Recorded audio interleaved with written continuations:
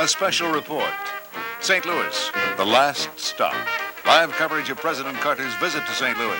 August 24th, 1979, Five on Your Side broadcasts a half-hour special as President Carter and his family end a 7-day trip on the Mississippi under the shadow of the Gateway Arch. A crowd of 40,000 people jammed the stairs of the monument, greeting the president, who was plugging his administration's energy program. Before a cheering crowd that included some demonstrators, President Carter pronounced the riverboat trip a success. Amy's had a good time, Rosen's had a good time, and so have I. We hate to see the trip end, but if it has to end somewhere, it could not possibly end in a more beautiful place and a more exciting place than under this tremendous arch here at St. Louis.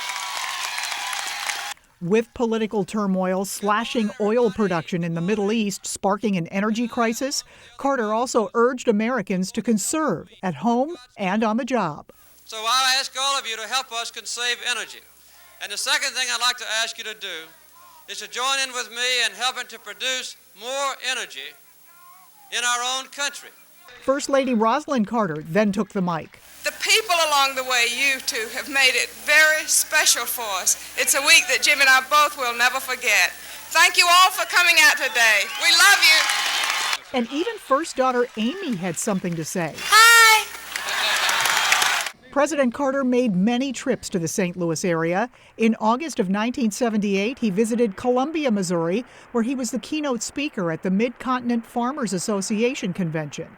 In November of 1979, he was back in St. Louis for the League of Nations meeting. He made a campaign appearance in East St. Louis in November of 1980. He visited our city for a couple of book signings, this one in 2001, and another in 2009 when he did an interview with our own Mike Bush. That's one of the advantages of having been president. We can set our own agenda, and we can reject things that are not attractive and take on things that are exciting and challenging and adventurous and unpredictable and most often gratifying.